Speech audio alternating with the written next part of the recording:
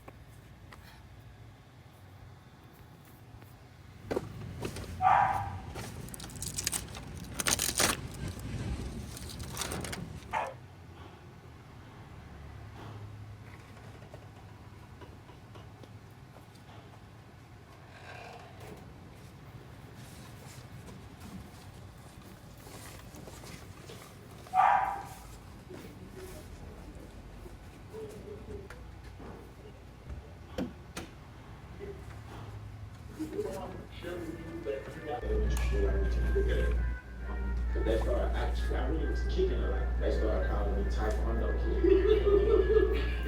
Right.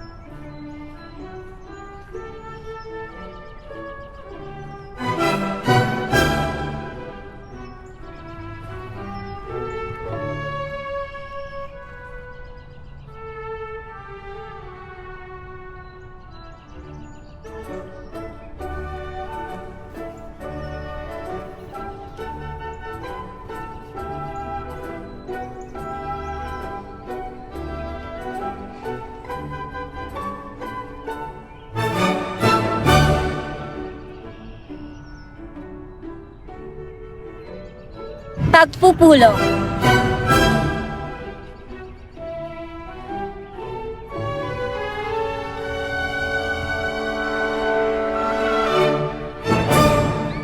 Magandang araw aking mga kaibigan. Narito tayo ngayon para sa seremonya bago dumating ang simula ng panibagong semestre. Kung saan ako pa rin ang magiging presidente ng ating samahan. Bago ang lahat, nais ko munang inyong makilala ang ating magiging bagong kaklase.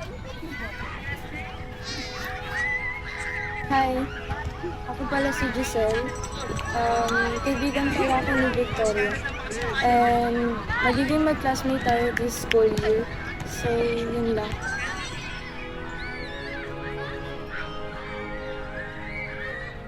Ano rin pala, I'm working for her as a personal assistant and siya rin nagbabayad ng tuition fees. Napaka-generous po talaga, Victoria. Oo naman, bukod pa dyan, napakaganda pa. Matalino, magalang, nature lover, at mayaman. Huy, grabe naman kayo mga compliment. Kaya deserve nyo rin talaga maging member ng aking Victoria's Sabbath Club. Thank you guys! Ngayon, aking inihahayag na si Giselle ay isa na ring bagong member ng ating Victoria's Sabbath Club. Naway na siyan kay lahat sa mga susunod na oras ng ating seremonya. Maraming salamat!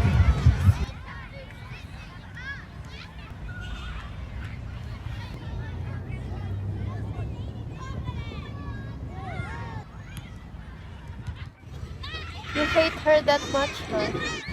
Ano pong ibig niyong sabihin? Girl, you don't have to pretend to like her. I've been there before. I've always been there. Sorry po pero wala po akong alam sa sinasabi niyo. Pabalik na po ako to. Giselle. I dropped out in our school last year due to financial problems. Now a personal assistant who was hired last month, and now you're back. All thanks to Victoria, right? For covering your expenses for this semester. She's so nice. Excuse me, how did you know all of this? Girl, I know everything. And I know what she did last semester. If you don't mind asking. What are you talking about? At talaga bang ganun ang tingin niyo kay Victoria? Mabait? Matalino? I mean, is it just me who doesn't see the good in her? Or it's just she never showed it towards me? Nakakainis! Yan ang akala mo. Hindi ako katulad ng mga kaibigan ko na paulit-ulit na nagbubulag-bulagan sa mga maling gawain ni Victoria. I was once one of her victims before. I'm just playing around with her. Fortunately, I got her trust. She treats me as her best puppet in our club, and I know every page of her dark secrets. So that's what you mean? That you know everything? So why don't you use it against her? Girl, di mo ba gets? Once you never side on her in every situations, she'll pull the daughter of the school head card, and boom! Di mo na alam ang mangyayari sa'yo.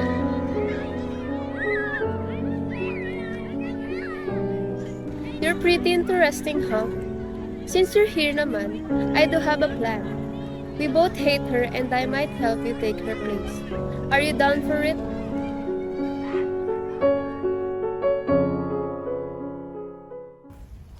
Sa panimula ng ating bagong semestre, tayo mag-aantas ng inyong bagong class president. Bukas na ang nominasyon. Isaiah. Sa school namin, napakaganda ng preferred na piliin namin class president ayon sa school handbook. Sa tingin ko, friend namin ang pinaka-valid. At talino niya, as in, laging perfect sa scores niya sa exam. Aking iminumungkahi si Victoria bilang class president. Lagi nga lang ako second eh. Feel ko walang makaka-outsmart kay Victoria. Si Victoria ay nominado. Owen. Mas credible si Ayla maging class president sa circle of friends nila. Feel ko kasi siya yung pinaka-genuine eh. Alam mo yun, aking iminumungkahi si Ayla bilang class president. Mafe-feel mo naman yun sa isang tao kapag around ka na sa kanya for a long span of time. Si Ayla ay nominado. Coco. Isinasara ko na ang nominasyon sa pagka-presidente. Pinapangalawahan ko. Get one and pass.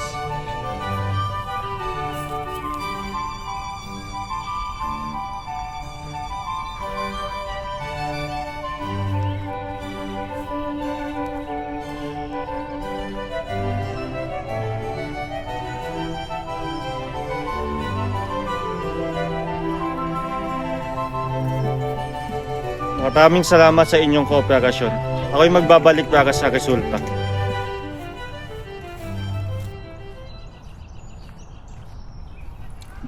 Parang taganis siya.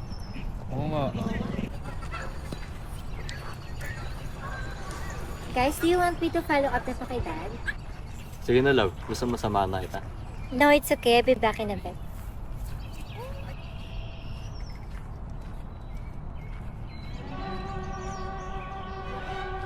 What? Binato ni Ayla yung sarili niya?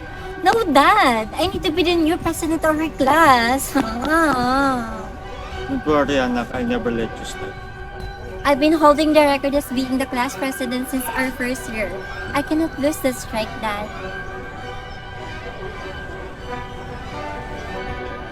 Ngayon, aking inaanunsyo na si Victoria pa rin ang inyong magiging class president ngayong semestre. Maraming salamat.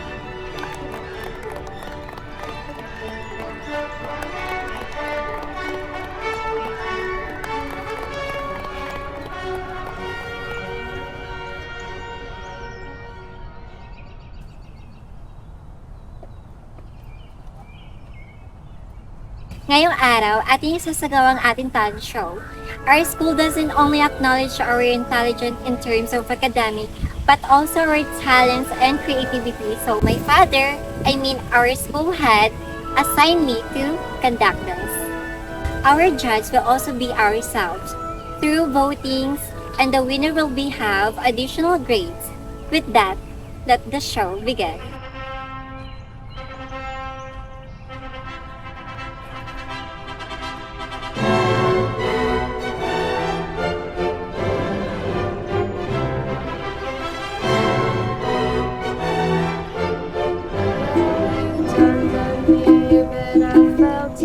Tried to reach you, but you're so hot that I melted. I felt right through the cracks. Now I'm trying to get back, so that I won't hesitate. No, even carry on. I'm yours.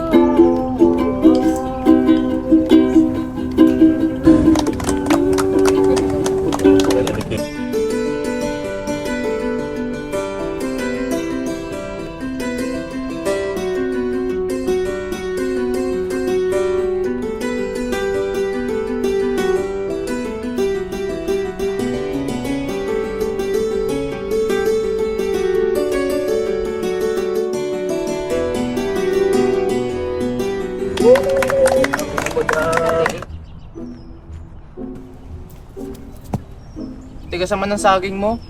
Paano di titigas yan? Pinipindot mo. Sa akin pindutin mo, tsak titigas din. Bilyo ka ha. Kano ba tong saging mo? 21 kilo. Mahal naman. Mahal? Gusto mo mura? Oo. Ako may alam ako na mura eh. Ano yun? Putangin na mo. Sungat mo naman. Esophagus, habang tayo kumakain sa pagkainan, syempre hindi mawawala ang iyong esophagus, mananatili yan panghabang buhay. Iingatan, papahalagahan mo yan at dadaloy yan sa iyong sinapupunan.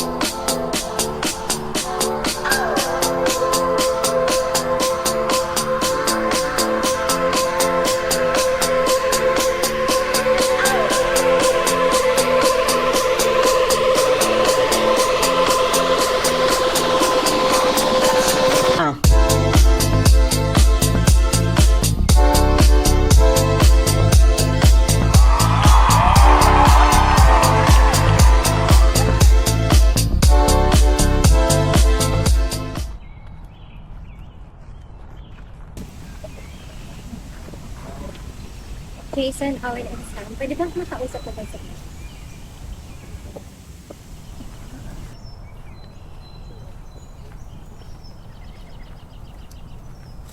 Alam niyo na siguro ang dapat niyong gawin, diba?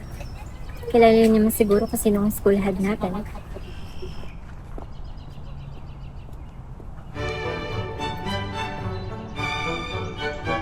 Ngayon, nasaksihan na natin ang ating mga apelato. Narito na ang resulta kung sino sa ating mga nangibabaw sa presentasyon.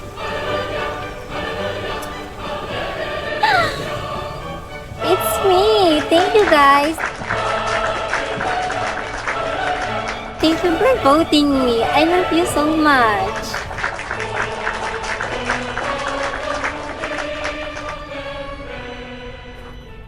Dad naman eh. I did not review nga. Alam mo naman na-busy ako this past few days sa dances namin since there's an upcoming competition. Ngayon lang naman eh. Please. Just give it. Anak, you've said that so many times. Just try to do it by yourself this time. Gusto ko lang malaman na kaya mong tumayo sa sarili mong paa na wala ang tulong ko. Kung makuha mo ang high score, dodoblehin ko ang allowance mo for the next semester. Ayos ba yun sa'yo? Ah!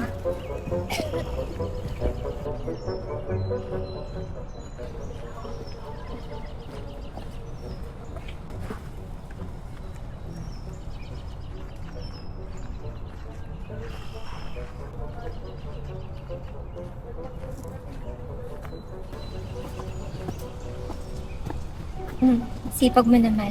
Nagre-review ka ba para sa finals? Oo, ikaw ba? Nag-review ka na. Speedrun na. Baka hindi mo na naman ma-perfect kagaya last year. Yun nga eh. Hindi ako nakapag-review. Can you help me later, please? Just this time, Bisaya. I'll just keep this by ourselves. Lah, ikaw ba yan? Di mo na kailangan ng tulong ko. Ikaw nga pinamagaling sa klase. Alam mo, tara na kaya doon. Simula na yung exam in 10 minutes. Di mo ba ako tutulungan? Baka mapabago ko isip mo ang time.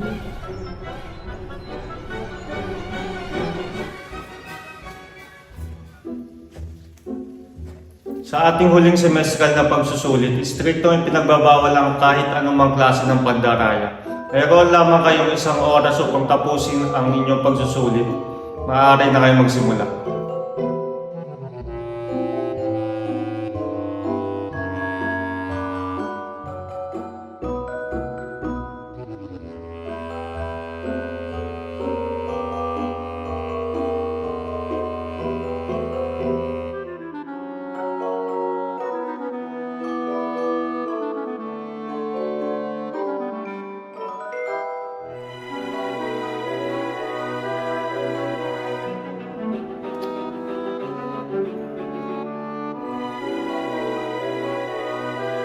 Sir, pwede po ba humingi ng another exam paper? Marami po kasi yung erasures, ililipat ko lang po.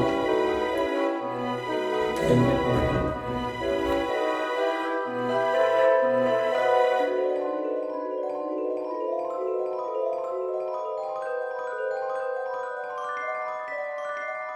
Bilib rin ako kay Ayla for knowing all of this, huh? Knowing all of this makes me sick. Giselle! What you staring at? Come here. This bitch is getting onto my nerves more and more. Hi guys! I'm curious lang, paano niyo pala naging class president si Victoria? As usual, through election din last semester. So sabi mo kahapon ikaw pa rin magiging class president next semester. So why don't we elect a new one para maiba naman? What do you mean may iba naman? Meron na kaming class president. And siya lang ang pinaka-qualified ever since. Wait guys, oo nga naman. Malay nyo may potential sa atin. Much better to try. Excuse me? At sino sa tingin niyo mas qualified bukod sa akin? I have no idea. Maybe Giselle? Giselle? At ano naman pumasok sa isip mo para i-recommend si Giselle? I mean, she's just... I'm kind of interested though. Excuse me? Giselle, what are you up to? What am I up to? I'm just interested. Well, only if you can prove na may aspects ka na mas better kay Victoria. Right, guys?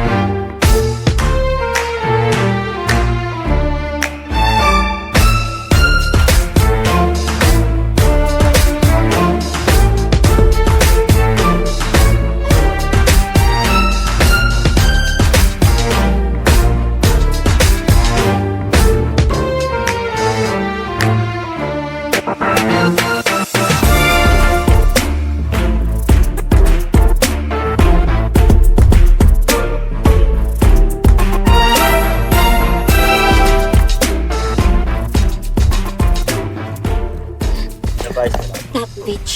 Anong pinaplano niya? Sa tingin niya makakatakas siya sa mga ginagawa niya sa akin. Love you, Smoke, right?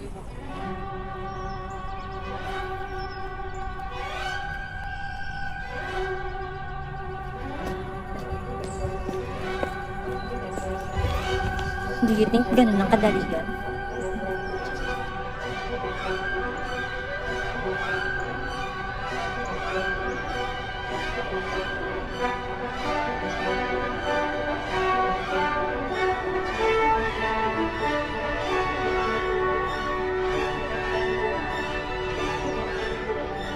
Hindi nawawala ang pagiging epektibo ng ating school rules and regulation dahil ikaw ay baguhan dito. Ikaw ay bibigyan lamang ng hindi gaanong kabigat na parusa dahil sa iyong ginawang paglabag. Iyong babasahin ng student handbook sa gitna ng tirik ng araw at isa puso ang bawat batas ng school na ito.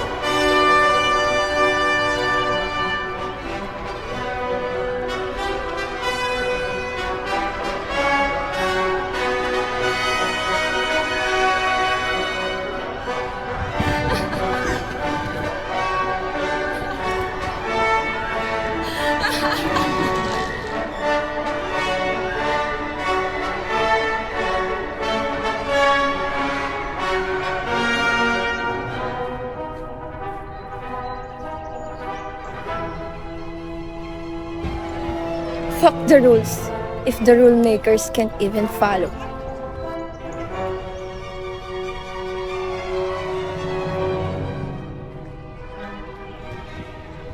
You're a cheater, a manipulator, a freak.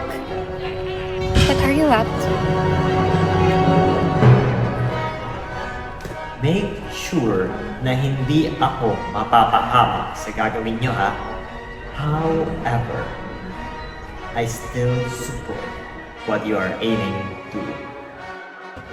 Narito lahat ng archives. You can take pictures of it. School budgets, sponsoral records, at student records.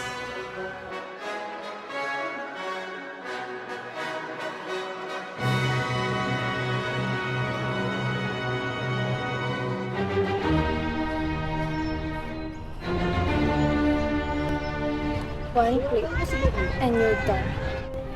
Don't you dare.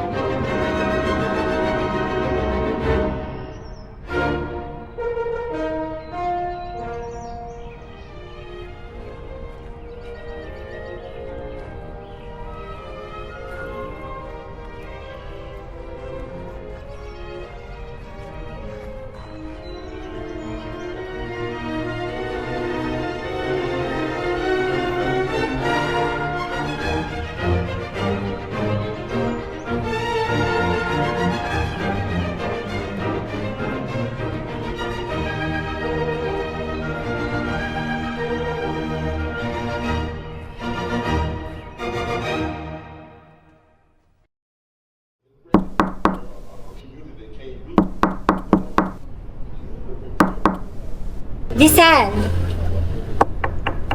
Giselle! Giselle, can you fucking open the door, please? Giselle!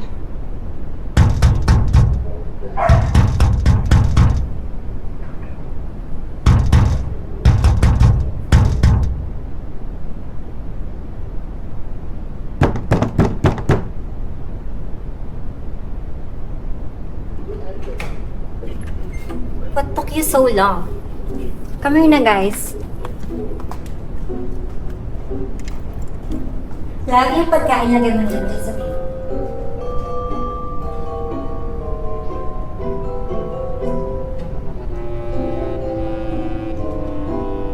Oh, guys. Don't be shy. Feel at home. If may need kayo, just feel free to ask me. Love, may kailangan. Ano naman yun? Uy, ano kasi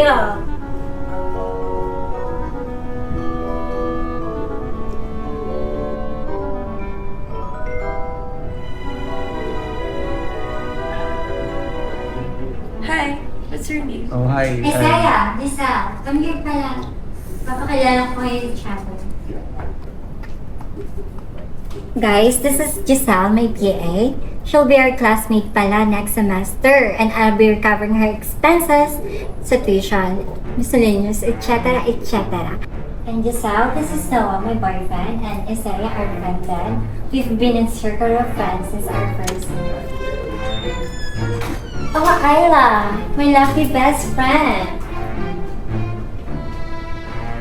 It's okay na pinapakilala sa kanya.